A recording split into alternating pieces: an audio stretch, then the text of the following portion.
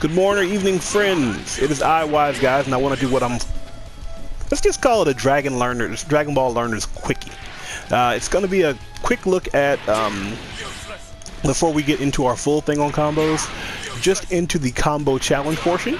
If you go to the practice cloud, there is a combo challenge. The combo challenge is for every character. There are 10 things they want you to do. Basically, 10 combos they want you to look at. And when you look at those combos, they help you better understand the character that you're playing, strengths, weaknesses, what you can do, how to attack, punish, all this kind of thing. And particularly what their combos are and what they do. What I have heard many times, and what I've actually thought a couple times, is why on earth do they allow you to have super combos as part of your combo challenge? That does not make sense to me for the life of me. And then it hit me. There's more to it than just that. Not only are you seeing how to mash and get what you want, because if you mash this out, you pass this challenge. The next one's going to be a mashable 2. Hang on, that's 4. Also a mashable. The trick that I want to kind of make sure everybody pays attention to is that right next to it, it tells you what the buttons are. So you learn combos, you learn linkers, and you can actually figure this out by inputting it yourself and learn the properties of certain things. So for example, we'll get into it a little bit later with the anatomy of the combo video. We'll learn that when you're in the air, auto combo actually lifts you up, where actually performing the moves will make you float down a little bit further.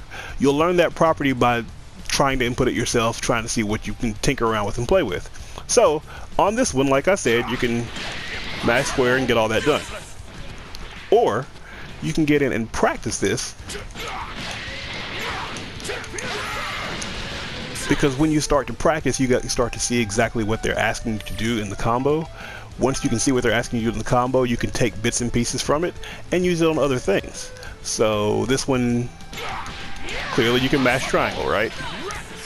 But if you don't mash triangle, you start figuring out what button is what super move is what super move, and figuring out how to make that work for your combo. So standing, crouching, into the flurry kick. And then it's the Kamehameha. You can absolutely do this with the auto combo. If you do it with the auto combo, it hits every time. I guess I should check that out. I'll check that out before we get. Well, I'll do that in the anatomy of the combo video to kind of get you see what the damage difference may or may not be.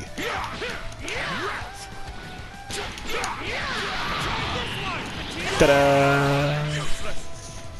Wasn't as hard as I was making it. Sorry. But that's the point you kind of see. And so then you can start taking little bits here and little bits there. Again, we'll get into it a little deeper when we get to the anatomy of the combo video, but you can take little pieces here and little pieces there and make them work for you. This is how you start. You know that 1, 2, and 3 are going to give you that attack string. You know that you can super dash and continue the combo, and you know that 1, 2, and 3 will finish that combo. But you also know that the triangle buttons will give you something else, and if you've been doing the inputs in, you're aware that you can modify this to you can try to throw different things in and hopefully modify it to your leisure. So 1, 2, 3. Nope, sorry. 1, 2, 3. Let me do this instead. 1, 2, 3. Not thinking straight. I'm thinking about what I'm trying to add to it.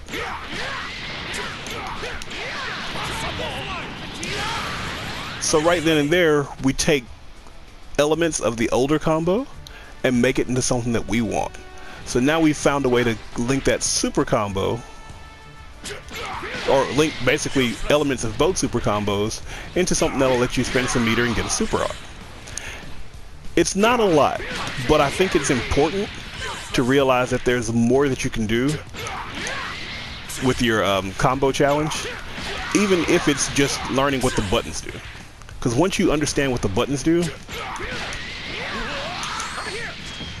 you're at a much better advantage. And instead of just allowing the game to let you dash past 1, 2, and 3, yeah, I'm just gonna mash this out because I want to get through. If you want to get through for a time basis or something like that, that's absolutely fine. There's no harm for anybody. But if you're looking at this to try to kind of better yourself with each character, learn more about them, and hopefully get better at the game, I think you can start, particularly if you're starting this as one of your first fighting games, or if you're starting this as just trying to get better at this particular game, I think you can start taking bits and pieces from each.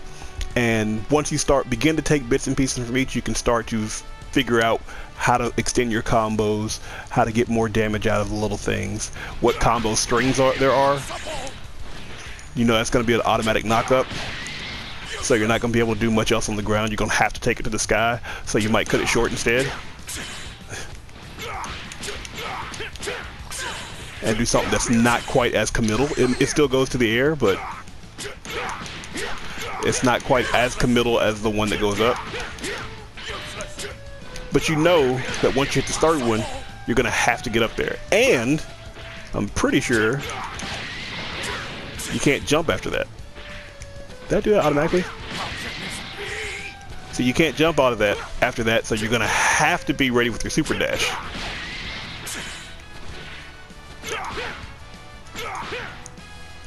That's your short medium, or your light medium, and this is your light.